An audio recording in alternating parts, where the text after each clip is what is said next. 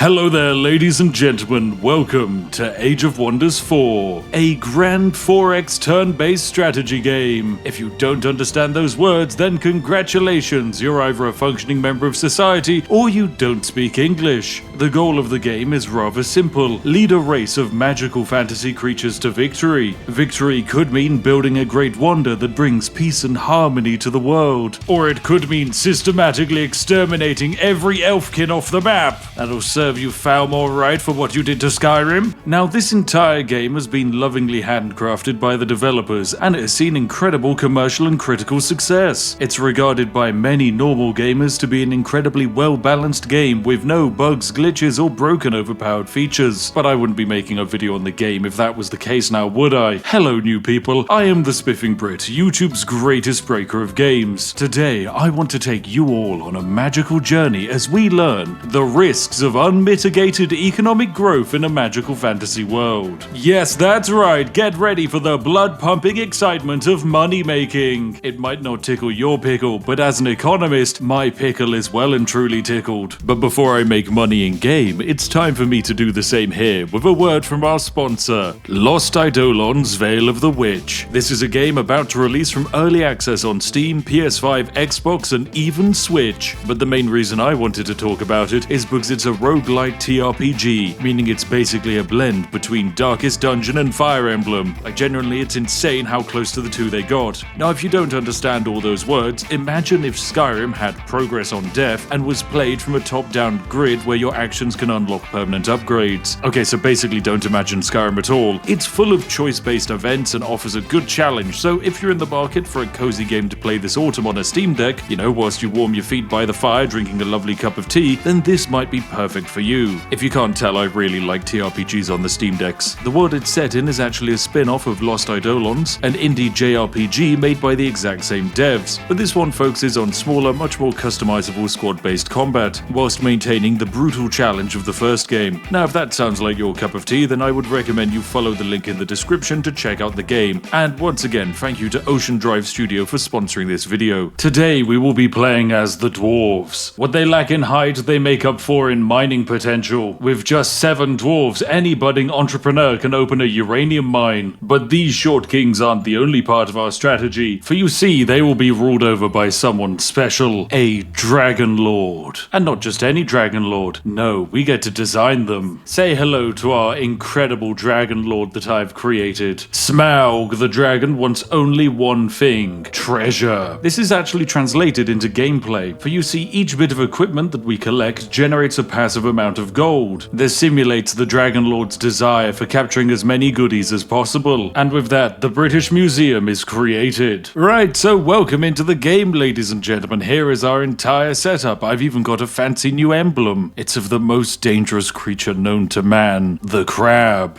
So in this strategy game, the setup is rather simple. You build new units and buildings inside of your cities, and you can settle or conquer new territories to expand. Each turn, you're also researching and discovering new things from magical tomes. These could be new units or new magical spells that let you summon a volcano onto the map. We, however, are not going to be playing like normal people. We are the British Museum, and that means we're after just one thing: priceless artifacts that we can convert into money. Now, we have two early game plans to get this strategy rolling. We need to find some crystal boys and get prospecting. Prospecting is an action done by scouts when standing on certain points of the world map. Sometimes they get money or production, and sometimes they get priceless artifacts and equipment. Let's see what we get today. It's production! Well, hey, in our capital that's pretty good, as it's taken the workshop that would take 7 turns down to only 3. How very jazzy indeed. Now, the way the game works is we have this massive hex-based grid. We move our units around in massive armies, and we can use these armies to fight random NPCs or other nations. Speaking of other nations, over here we have Deep Vault. They're kind of like a distant free city who are our cousins, and we can eventually press them into becoming our vassals. Now, this game isn't just an overworld map, no, there is in fact combat. For example, we've just encountered some random marauding NPCs, and here they are. We don't have to fight them in a tactical map mode, but we can. We've got 2 bone wyverns. Ooh, very spooky indeed. indeed. Luckily for us, I have an entire dragon at my command, which means that I'm somewhat powerful. Huzzah, take dragon breath. And so just like that, we managed to make our way for our first combat of the game, a glorious victory with no casualties. And because of our victory, we found some loot. We found the chestplate of vitality, yes. Now this is quite unique. It's a tier 2 artifact, and that means something very special. For you see, artifacts are things that we can actually equip. For example, our lovely dragon here is able to equip this escapist ring of camouflage. You know, that's pretty nice indeed, but actually if we choose to unequip it, something magical happens. We start making more money. Our incredible dragon lord gives us gold for each equipment we have in storage, and our racial ability of the equipment hoarder gives us mana for each equipment we store. So that means for every bit of rubbish we can throw into a pile here, we'll be getting money and mana. At the moment, because we have 3 tier 2 items, that means we get 6 gold per turn and 6 mana per turn. It's not very good, but this is only turn 1 of the game. We can go so much further. Now you can probably see the design issues going on here. Artifacts and equipment to 90% of players are useful tools to improve the abilities of heroes. For me, they're my entire economy. I don't need to settle more cities or build more buildings in order to produce resources. I have no theoretical ceiling on the cap that my resource output can be, provided my stock portfolio increases. Now the developers are aware of this potential game-breaking advantage, so they have set a limit on the amount of artifacts that can exist in the world. Once I excavate the map with my scouts and buy all of them from the crystal NPCs, there will be no more equipment that I can reliably get to increase my economy. So there you go, the game's perfectly balanced, no exploits here, we can all finish the video.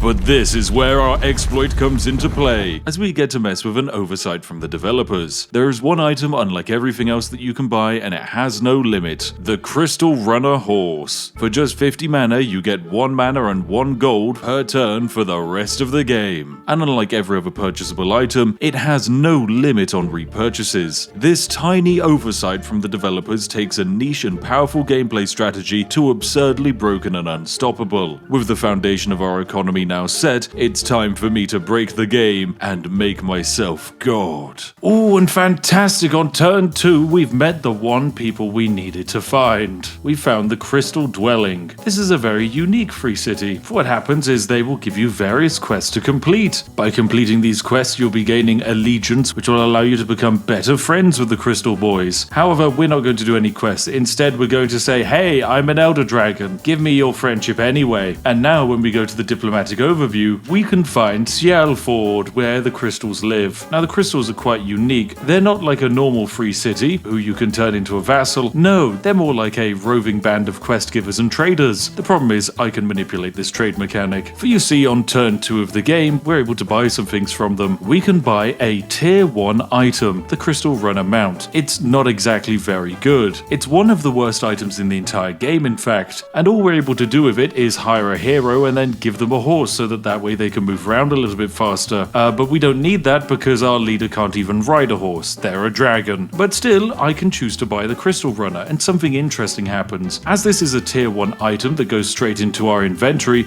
you'll notice that we actually gained something special. We gained an extra 1 mana per turn and an extra 1 gold per turn from the Dragon Horde ability. That seems rather interesting indeed. Anyway, let's get our second prospecting done. Huzzah, what do we get? Oh, it's some tier 2 boots. Lovely. Let's take that reward. That's even more money and gold per turn. And we're only on turn 2 of the game, but already things are looking pretty good. We can continue to do our various bits of exploration over here. We find ourselves another artifact. What about over in this field? What do we get? Oh, it's yet another artifact. It's the Ring of Concealment. And after just one more fight, we've managed to pick up not only another artifact, but also our first level up. That's right, Smaug is ready to level up. He's getting more dragon abilities. And so naturally, I'm going to upgrade his dragon breath to make it even more powerful. Lovely. Now, we could actually equip him with some of the loot that we're finding and make him even better at combat, but we don't want to do that. No, we want all of our heroes to be basically naked and running around the field of battle, because by leading an army of nudists, we're able to generate even more money. And that's all I care about. After all, I am British. Right, we're back only 6 turns later, but I think it's time we continue my exploit a little bit. The British Museum has grown to build its first lovely mine. Most importantly, I've got 301 mana stored up. If we take a look at the game statistics, we are by far the worst player in the entire game. We have the worst military, the worst expansion. I mean, I imagine our economy, yep, it's also the worst as well. There is absolutely nothing going our way, but we're going to actually change that a bit. We're going to do some trading with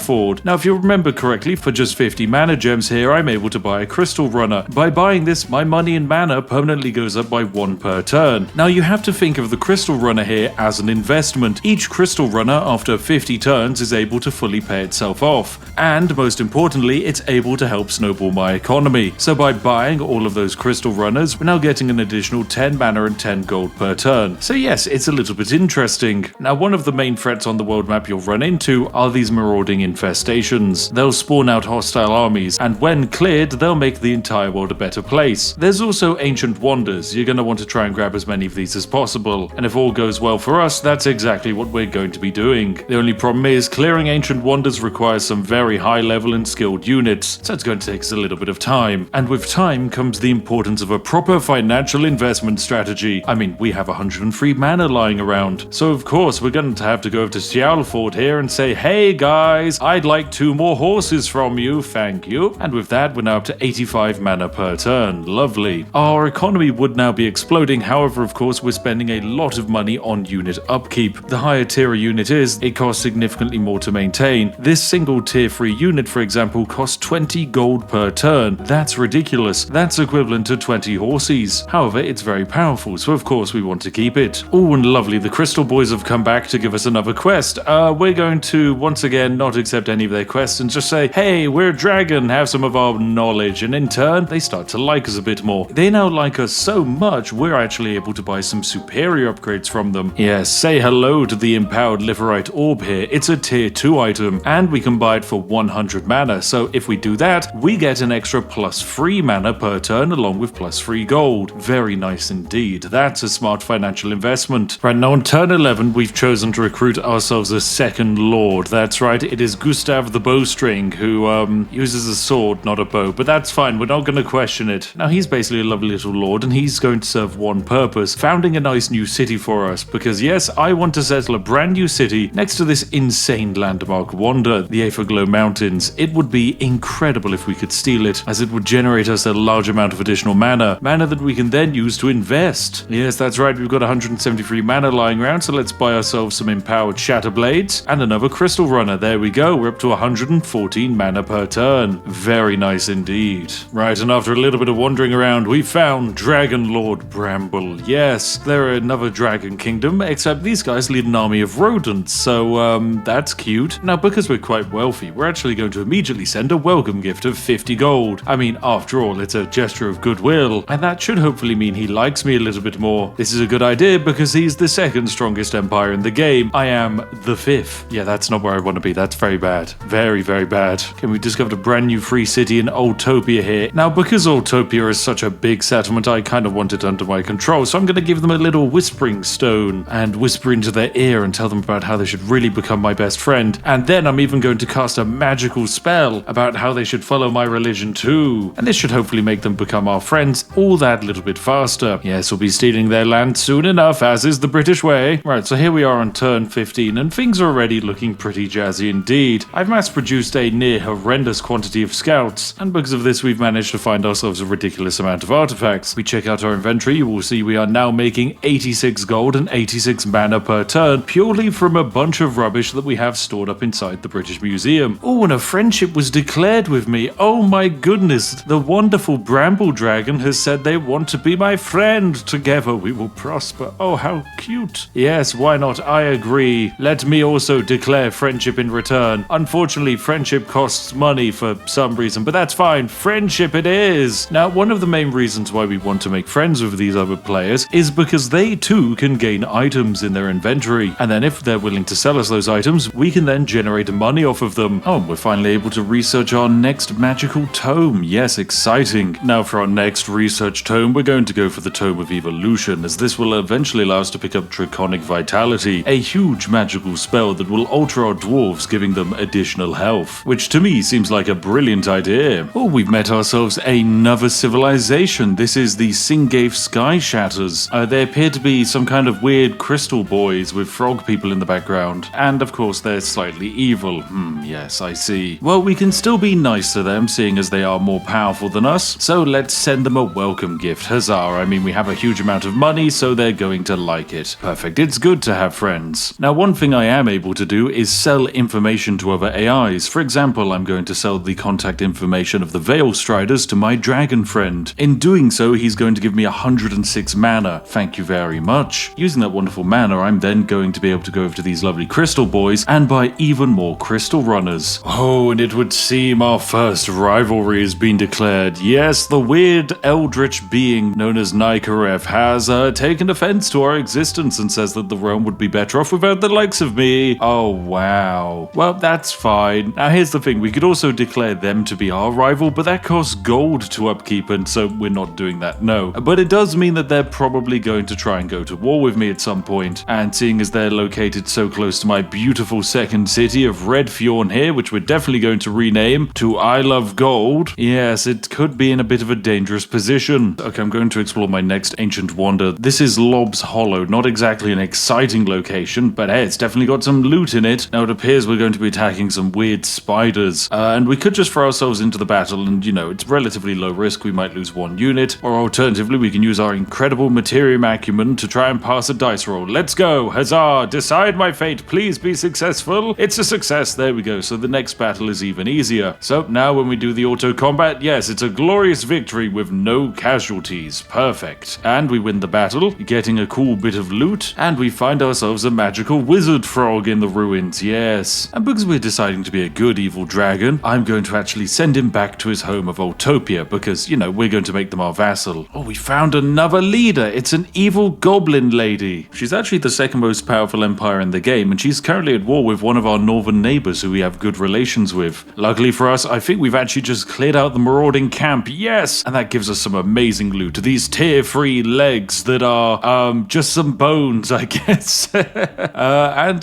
this helmet, that's pretty good. There you go, that's nice little rewards that will make us more money in the long term. Oh, and another ruler has declared rivalry. The evil goblin has declared my dragon friend as a rival, and another ruler has actually declared me a rival. Why does everyone hate me? Is it because I keep making friends with the strongest dragon in the world? Oh, would you look at that? I've actually become the second most powerful person in the game. Good stuff. It's only taken me 24 turns to catch up to the AI, but here we are. And actually, now that we're at this stage, I think it makes sense for us to buy a few extra crystal runners. After all, we have over 550 mana to spend, so we might as well buy some. So in total, by having this much spare mana, we've gained an additional 11 gold and 11 mana per turn. Yes, it will take a little bit of time for all the mana and gold to pay itself off, but it's an endless feedback loop of interest rates, and that's what I love about the economy. If you have money, you can make more money. If you don't have any money, well, good luck.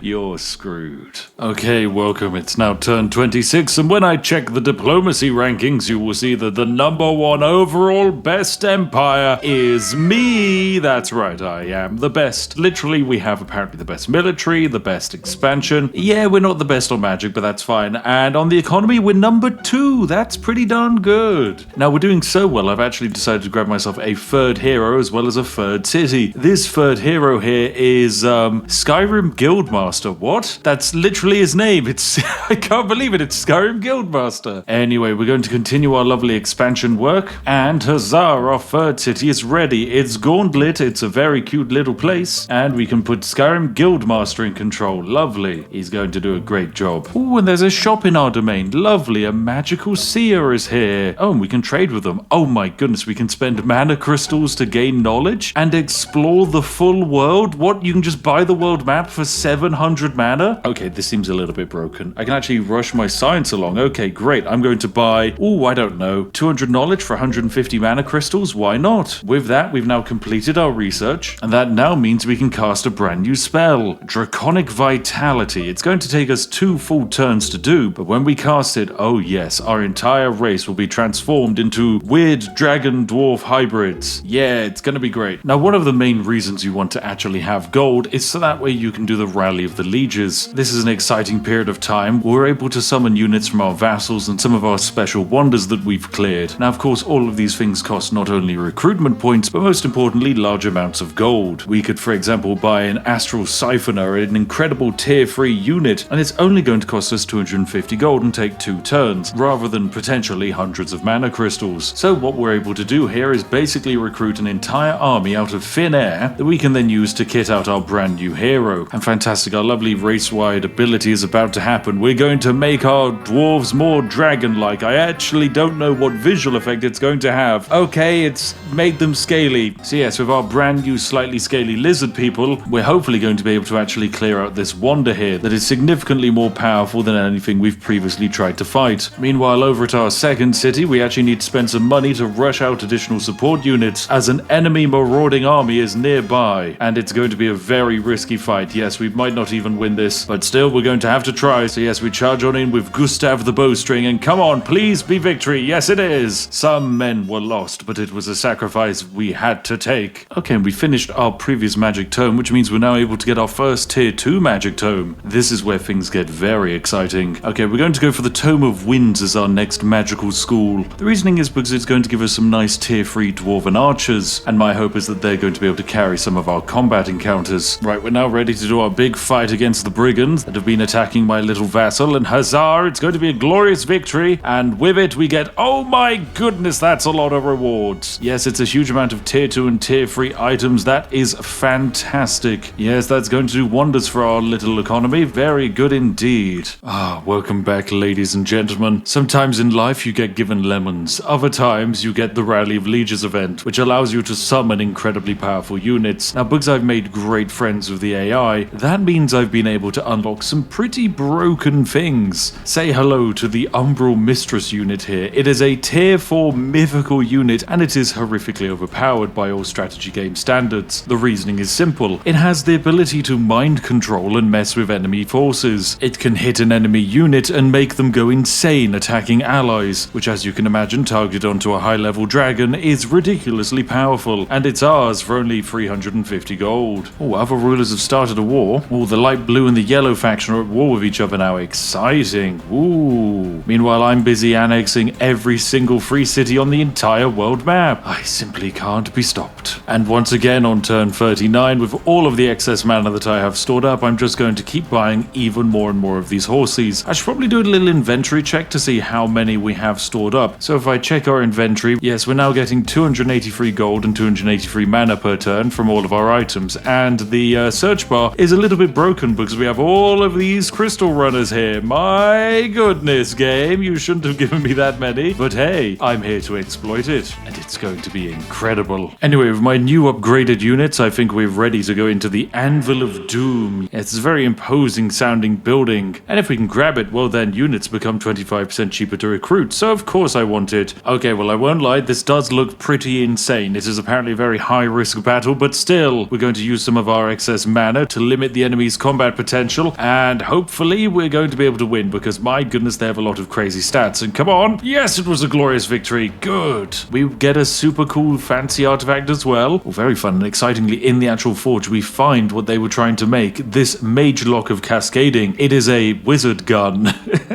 That's pretty cool. You know what, it's a tier 4 item. I like the sound of it. We're going to nab it. Right, a few turns later, and I've decided to upgrade our relationship with Bramble the Dragon to a full-blown alliance. Yes, that's right. We have proper friendship now, and we also have the lead when it comes to every single metric of game ranking. There is only one other free city on the map controlled by a different AI. It is this one over here called Safewood. Meanwhile, everything else is controlled by me. Oh, and things have gotten quite exciting. One of the AI factions in the game just had their leader murdered and taken over by a massive flying demon called a Baylor. He's named himself Ignoff, and he now rules over their entire kingdom with a huge buff and a bunch of extra armies, so that's pretty spooky indeed. Now, he really does hate me, but that's okay, because I can say, hey, I welcome our new overlord. There you go, take 50 gold and have a lovely day. Oh my goodness, and of course it happened. Okay, the big evil demon monster has decided to declare war on me. Great. Oh, and the goblin people have also declared war on me. Fantastic. So other than the orc, who's probably going to declare war on me in a few turns, and the dragon, who's my best friend, we're at war with the entire world. That is quite exciting. Ooh, we have ourselves our first proper big battle, and it's not actually looking very good. It's the dragon Smaug versus the enemy leader as well as one of their heroes. They have 1006 combat strength. We have 1300. However, I actually think it's going to be okay. So I'm going to just let the auto combat play out, and come on. Yes, it's a victory. Yes, that's the good stuff. We did lose a lot of units along the way, but still, that's the enemy's lords destroyed. It's going to take them a few turns to come back from this. And we also get some cool loot. Oh, fantastic. We've now actually moved on to the tier 3 tomes. Yep, we keep on getting better. There's some pretty snazzy things we can grab in here, but the main thing I want is the Tome of Transmutation, because that will allow us to create steel-skinned dwarves. As you can imagine, the more defense we can stack onto a dwarven boy, the more effective they're going to become. Now, with the remaining city-state that was left, we've been able to make peace with them, which is very good, because we can now, of course, do what we're very good at, and initiate diplomacy. Yes, there we go. We can give them a little whispering stone, and then soon we're going to be able to whisper sweet nothings into their ear, make them love us, and then force them to become our vassal. And there's nothing the AI is going to be able to do. I am simply too powerful. And we have 3,000 mana to spend. Okay, right, I best go back to the traders and get it all reinvested. We definitely don't need an economy this good to actually win the game, but, you know, it's fun, so we might as well. And with 3,000 mana in the bank, why shouldn't I buy 60 additional crystal runners? What's the downside other than giving my hand carpal tunnel? Okay, we're not even that far into the game, and already we've now unlocked the Beacons of Unity, which means we're pulling close to an expansion victory. This is because we control 125 of the provinces on the world map. So what we're now able to do is build these incredible Beacons of Unity. They're pretty snazzy, although they're going to take a very long time to construct. We can of course rush them along with our incredible stack of gold that we have permanently lying around. I'm going to slam one down over here and then just rush it out into existence straight away. There we go. That is 1/3 of the game's victory. Yeah, we definitely should have access to all of this. We can then go over to the British Museum and build ourselves yet another Beacon of Unity over here. Hurry the production on that bad boy. There we go. We're now 2/3 of the way there. That means that next turn, when I have even more money, I can rush this next Beacon of Unity, and we've completed it. Yes, now wouldn't that be lovely and cheesy? I mean, we do have to defend them for a full 15 turns, but still, I get the feeling that's not going to be too difficult. So over here in this city, we're going to rush out the production of the next Beacon of Unity. There we go. We have ourselves the 3 beacons. All right, so I'm going to click the button to light the Beacons of Unity. Now in 15 turns, the game should be ours. And yes, I forget, I need to actually cast another spell on all my lovely dwarves. And the final AI has declared war on me because, well, I guess I'm a bit of a threat. That's fine, but hey, now I get to cast Steel Skin. We're going to have some scaly dragons who are also steely dragons. Just don't question it. My goodness, yeah, the AI is definitely now cheating in full swing, trying to bring out as many armies as possible. Unfortunately for them, they're going to need a lot more than what they currently have. So yes, we've bought everything we possibly can from the Crystal Boys, excluding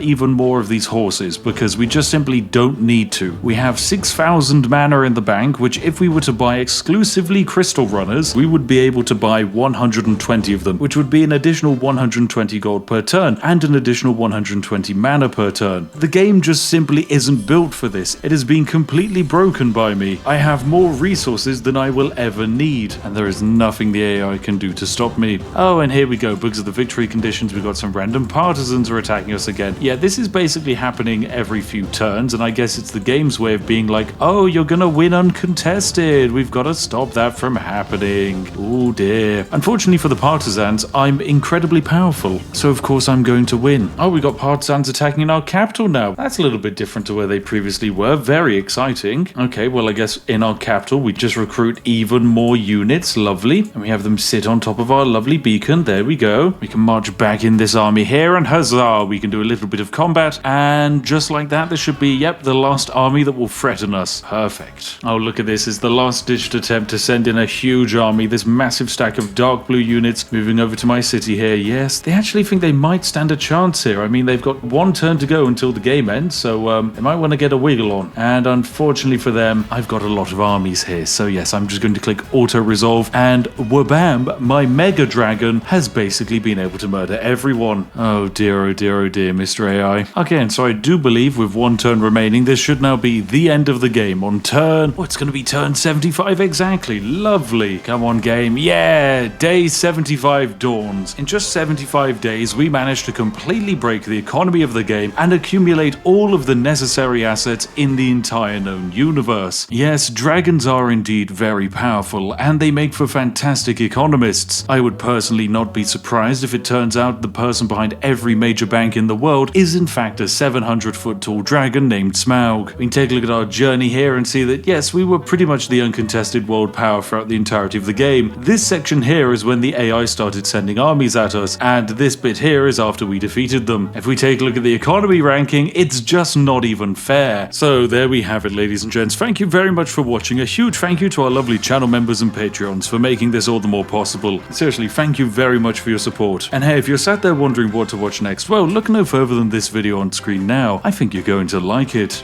Anyway, of course, if you enjoyed today's video, make sure to give it a like, do consider subscribing, and I'll see each and every one of you in the next one. Have a lovely day and goodbye for now.